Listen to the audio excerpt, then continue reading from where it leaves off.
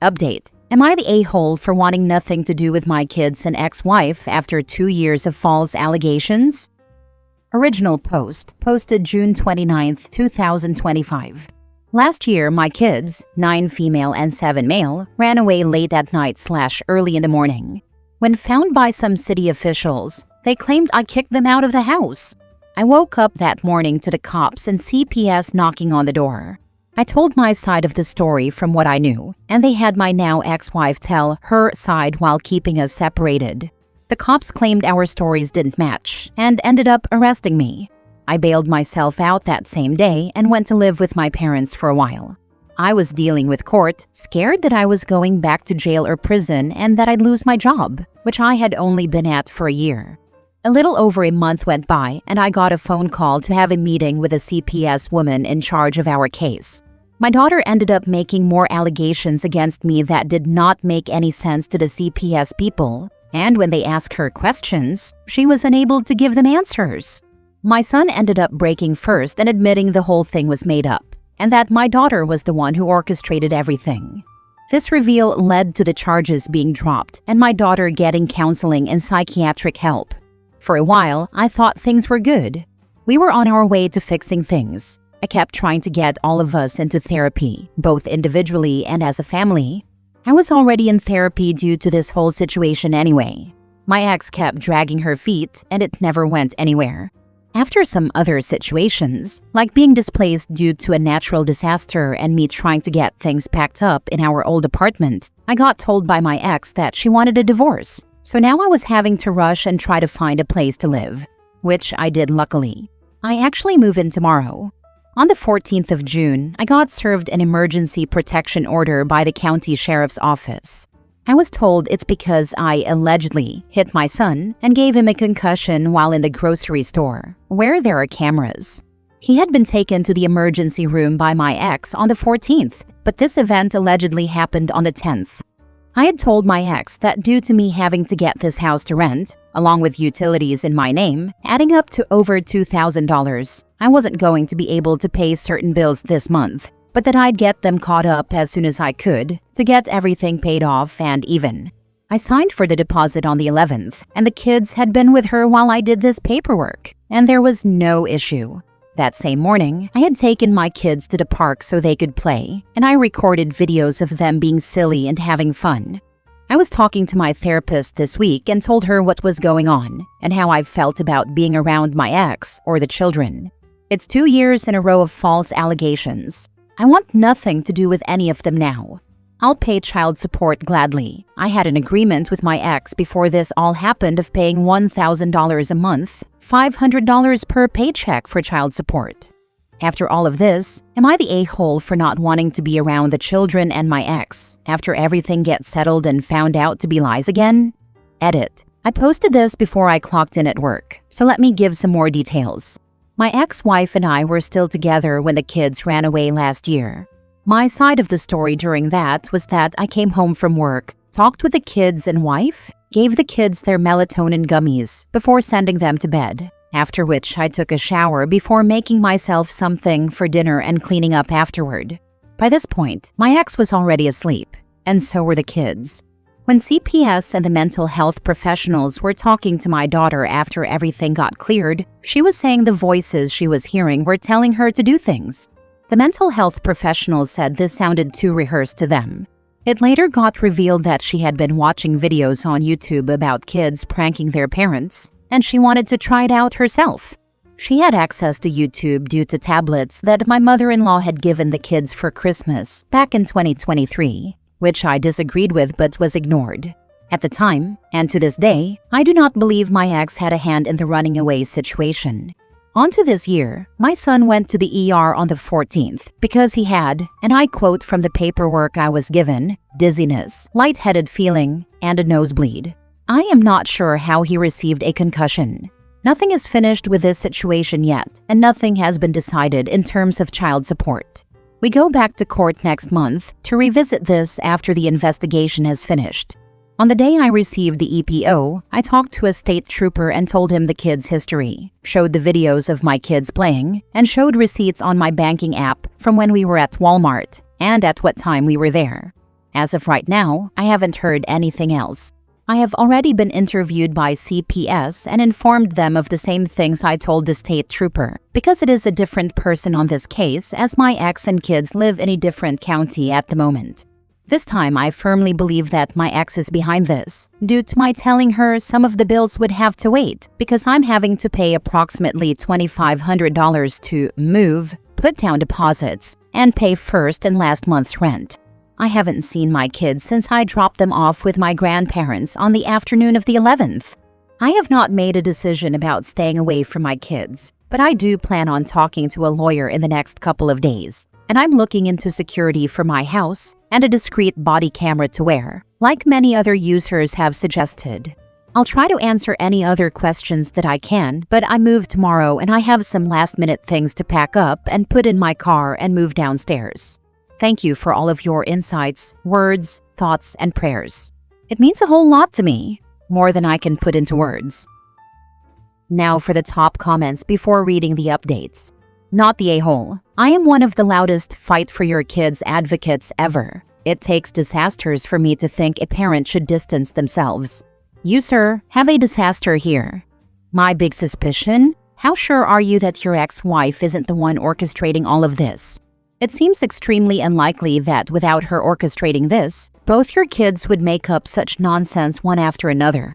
I think you get the best lawyer you possibly can and go for broke. You either get 100% uninhibited custody, etc., or walking away may be your only option. If you lose, just wait for her to later expose herself, then reconsider. I also suspect his soon-to-be ex is behind all this. I wouldn't give her a dime more than legally required. Not the a-hole. There's only so much a person can put up with. It's sad since it involves your kids, but you have to protect yourself emotionally, mentally, and financially. I need some things cleared up here. I saw your comment about your kids watching YouTube videos about running away before all of this happened, and you also say your wife was asleep. Even if your stories didn't match, it doesn't explain why you were arrested. Your child allegedly received a concussion and was taken to the ER. And if it happened in public, a grocery store, it should be verifiable. You point to cameras but doesn't confirm what they show? I haven't heard anything back yet about the cameras in the store, and I honestly have no idea what the cops were thinking with that. I work in law enforcement, but not as a cop, and this has honestly made me very distrustful of them. Now for the first update a month later. So I have an update, along with answering some questions better from my previous post. When I first posted this, I was not in a good headspace, and I realized that I wasn't very clear. To be honest, I'm still not in a good headspace, but it's a little bit better. For starters, these false allegations started last year when my kids were 9 and 7. When I said 2 years, I meant calendar years. When I said I spoke to the police about my side of the story last year, I meant what happened the night before the police and CPS showed up at the front door. I had gotten home, spent some time with the kids and my ex-then-wife, gave the kids their melatonin gummies. This was done on an as-needed basis, mainly 2 to 3 times a week at most. After that, I went and took a shower, made myself some dinner, then ate and cleaned up the kitchen before spending more time with my then-wife before we both went to bed. Due to a contraction happening when she was being given the epidural, she sleeps better propped up, so she slept on the couch while I and the kids slept upstairs. The next morning is when I woke up to the cops at the door with CPS. I was charged with child abandonment and arrested. It took over a month for the truth to come out about my kids making this up, due to the fact my daughter was saying I was having sex with her. The CPS agent conducting the investigation tried to ask more details, and that's when my daughter started crying and admitted she made it up because she couldn't give details. The only reason my daughter even knew what sex was is because my ex and I were in the bedroom and we both thought the other locked the door, and my daughter walked in on us. Moving to now, I don't know how my son got this supposed concussion. We had court again on Monday, the 21st, and when the judge asked my ex, she told him that, after talking with a state trooper, we have decided to not press criminal charges. I asked the judge if there was any evidence that they had about what they're claiming I did, and he told me that since no charges were filed, there's no evidence gathered to give to me.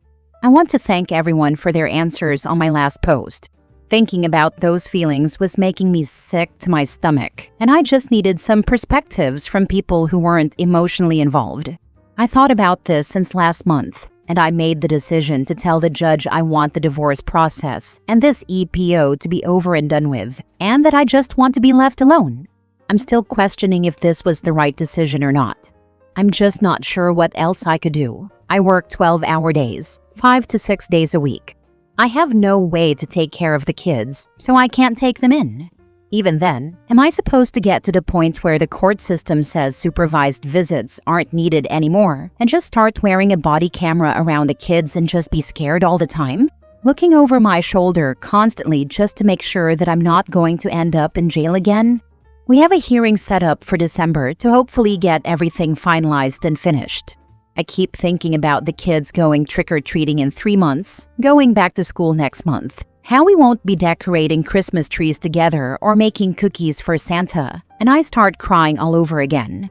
I'm not sure what else I could have done though that wouldn't have made me a paranoid mess 24/7. This will be the last update until December or January, I guess. Thank you again to everyone saying I wasn't an a-hole for feeling this way. Have a good one, Reddit. Did your ex-wife explain why she wanted a divorce? Her words was that she just isn't in love with me anymore, and we've both become too different. She's religious. I'm not. Both have different views on things that we can't come to an agreement on. After last year, I wanted to get us into therapy and got some recommendations for marriage counselors, and gave her the list and said that I'd be fine with whoever she chose, so long as we worked on it. She never chose anyone and kept making excuses about why every time I asked. Second update a week later. So this is a really small update that I wasn't expecting to make. I had left a voicemail for the CPS agent assigned to the current situation with my son, asking for an update on everything because I haven't heard anything since June. She had to look in her case notes, but everything has been found to be unsubstantiated. I should be getting the official paperwork in a few days to a week in the mail. I'm not sure how to feel about this, honestly.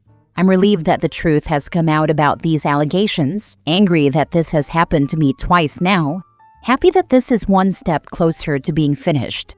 I want to cry, but I couldn't tell you the specific emotion that's causing it. I'm taking some other Redditors' words to heart and putting in a request to my state police records department to get copies of any and all paperwork, evidence or lack thereof, anything I can get my hands on from them. I'm also getting copies of my son's medical records so I can see exactly what was found back in June. I know a lot of you don't believe this, and I don't care.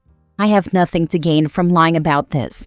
I'll gladly post pictures of the paperwork from CPS when it comes in, with all private information redacted, of course, to protect myself and my children. I know some of the details don't make sense between the OG post and the update, but like I saw one person mention in a Reddit sub, which I love to read posts from and didn't expect my own to end up there. I'm just going into survival mode.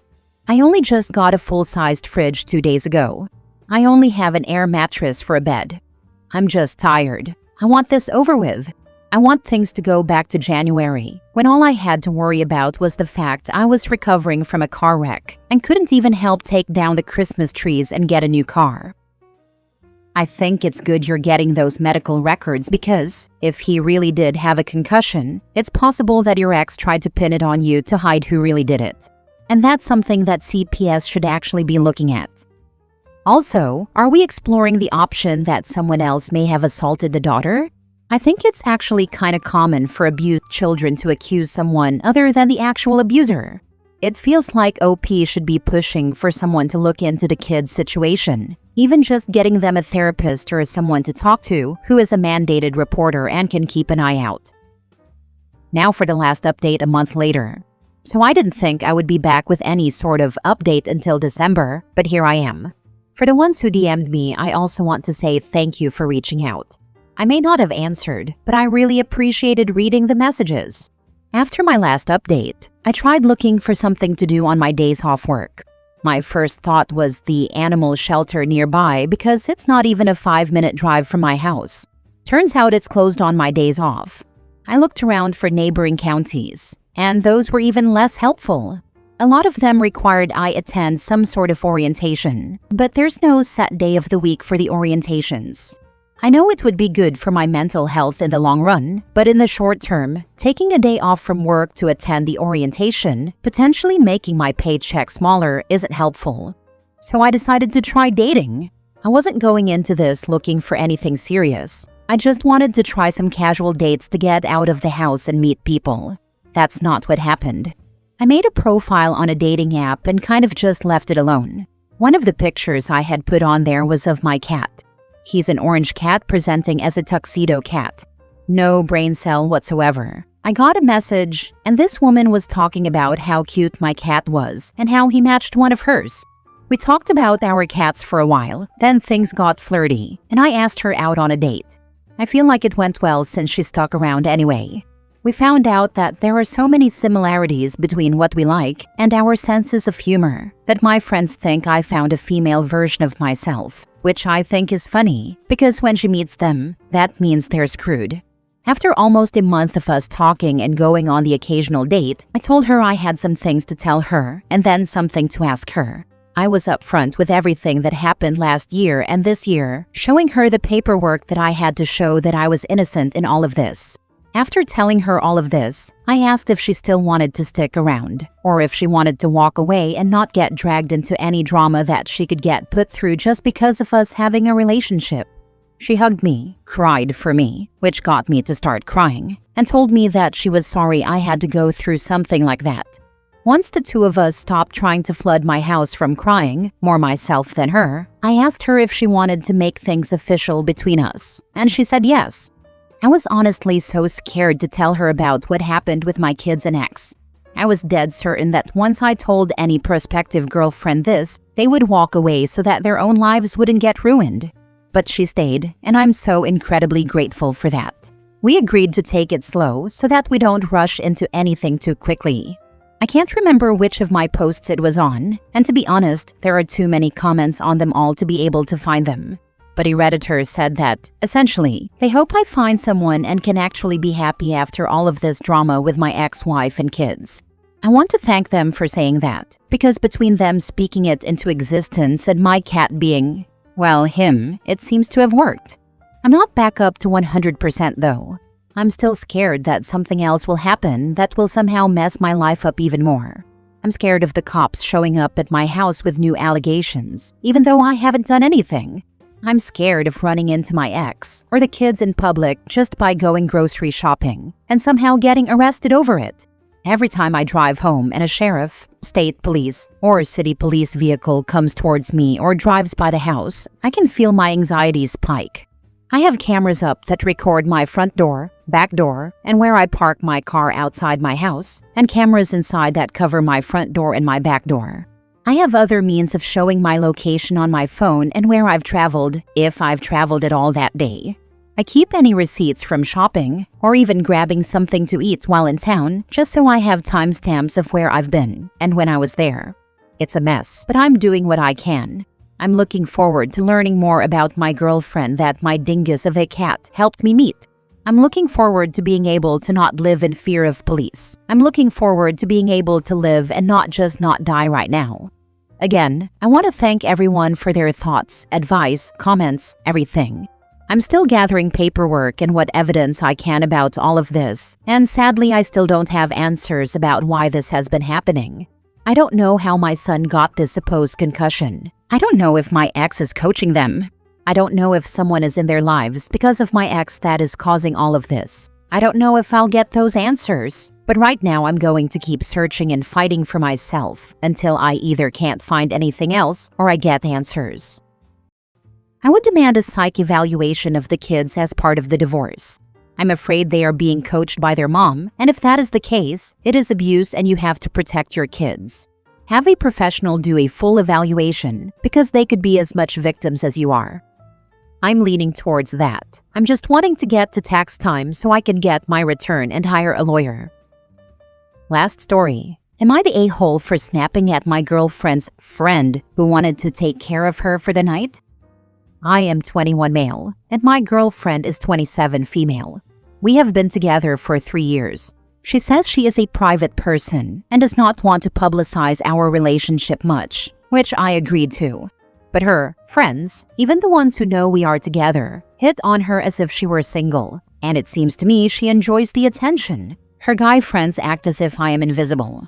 Just last weekend, one of her male friends told her he could take care of her tonight and stay by her side, right in front of me.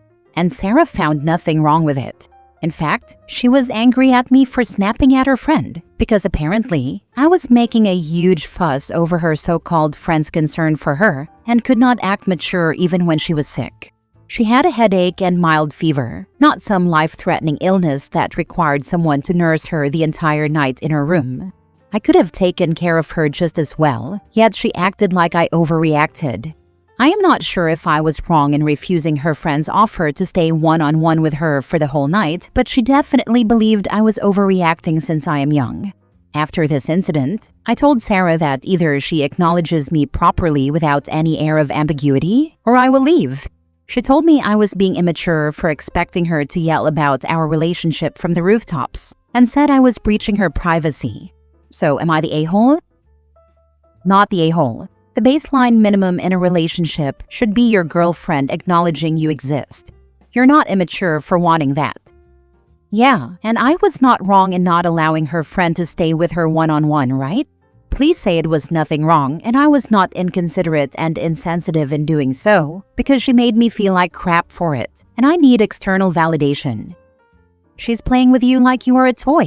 She likely makes fun of you with her friends, which is why none of them respect you. Respect yourself and dump her.